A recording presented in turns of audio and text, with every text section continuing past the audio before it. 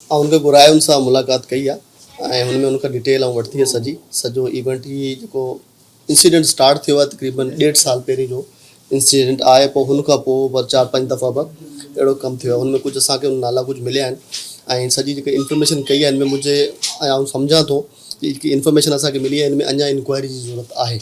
हिन में असां लॻे थो त कुझु हिन में विच में को मसइलो आहे अहिड़ो जेको छोकिरी असांखे सही ॿुधाए कोन पई। त असांखे कुझु नाला मिलिया आहिनि, इंशाल्लाह उन्हनि खे फैमिली असां अरेस्ट कंदासीं, अंडर इंक्वायरी कंदासीं ऐं अॼु राति ताईं असांखे अगरि कोई सॉलिड एविडेंस मिली वियो त हीअ वाक़ई ज़्यादती सां थी आहे और जेको आहे जुआरी हिन में शामिल आहे त इंशाल्लाह असां हिन ते लीगल एक्शन खणी FIR बि कंदासीं ऐं जेका माण्हू बि आहिनि 10 आहिनि 12 आहिनि 15 आहिनि 4-5 जेतिरा बि आहिनि इंशाल्लाह उनके अरेस्ट करें। नॉट अभी नहीं हुई, अभी मैंने उसको सुना है, अभी वो आज हमारे पास आई है, मैटर की तफसील हमने उससे ले ली है।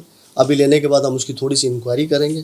इंक्वायरी में अगर ये चीज़ें जो उसने बताई हैं वो एविडेंस जो है हमारे पास पूरा हो रहा है तो इंशाल्लाह हम इसकी FIR ज़रूर करें। सर इनमें छोकरी जो स्टेटमेंट है उनमें ज़ाहिर थे तो इनमें जो मेन किरदार है माइट जो है उनके तो अरेस्ट कयो आहे ना, उनके अञा डायरेक्शन ॾेई छॾी आहे इनके DSP के भी ऐं CI इंचार्ज के, उनके भी शामिल तफ्तीश कंदासीं, इन्हनि गिरफ़्तार करे इन्हनि जो इन्वेस्टिगेट कंदासीं ऐं पोइ इनखां पोइ इंशाल्लाह लीगल एक्शन खणंदासीं। तो ही जेको उन ते एलिगेशन आहे जंहिं बि छोकिरनि ते एलिगेशन आहे, हीअ हिनियस क्राइम आहे, रेप जो गैंग रेप जो केस आहे। इन करे असां कोन था चाहियूं त कोई इनोसेंट माण्हू जेको आहे हिन केस में जेको थी वञे ऐं सॼो उमिरि उहो हिन केस खे लोड़े।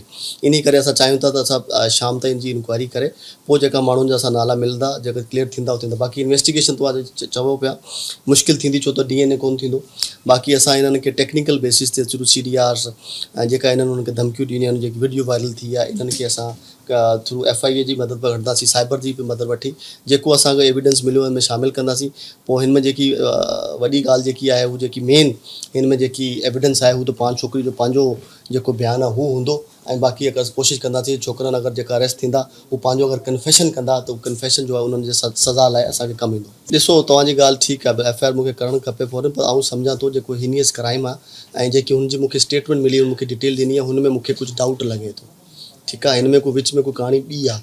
मूंखे त हीअ बि लॻे थो त जेको कमु थियो आहे उहो कंसेंट ते बि थियो आहे, थी सघे थो ऐं ज़बरदस्ती बि थी हुजे। त असां चाहियूं था त असांखे शइ क्लियर थी वञे छो त नामालूम असां नाला ॾींदासीं मसइलो कोन्हे, नामालूम ॾेई सघो था कल जो 10-15 माण्हू जा नाला खुलनि कोई इनोसेंट हिन में अची वञे पोइ केस अहिड़ो आहे जो सॼी उमिरि लाइ हुन लाइ मसइलो थींदो। हाणे जो अगरि त वाक़ियो अॼु जो सुभाणे जो हुजे त पोइ त ईज़ी असां FIR फ़ौरन करे छॾियूं। हाणे हिन ॻाल्हि खे 1.5 साल थी वियो आहे। हाणे हिन में छा थिया आहिनि, छा मसइलो थियो आहे उहो असांखे सॼो इंक्वायर खणणु खपे। हुनखां पोइ इंशाल्लाह FIR करे इंशाल्लाह के तव्हां इन FIR ते इंशाल्लाह तव्हांखे एक्शन बि नज़र ईंदो ऐं जेकी ॻाल्हि सिधी हूंदी सची ॻाल्हि हूंदी इंशाल्लाह मीडिया जे साम्हूं रखंदासीं। असां पुलिस पार्टी हुनजे घर ते रखंदासीं ऐं हुनजे भाउ सां हुनजे पीउ सां मुंहिंजी मुलाक़ात थी वई। हुनखे चयो त जेकी बि तव्हांखे फ़ोन अचे हुनखे तव्हां हुन सां ॻाल्हि ज़रूरु करियो, हुनजी रिकॉर्डिंग करियो ऐं असांखे मोकिलियो। असां ॾिसूं उहो बि असांजो कल सुभाणे असांखे कमु ईंदो त कहिड़ा माण्हू हुनखे धमकी ॾियनि पिया त कहिड़ा कहिड़ा माण्हू हिन में इन्वॉल्व आहिनि त उन्हनि खे पोइ केस में शामिलु कयो वेंदो।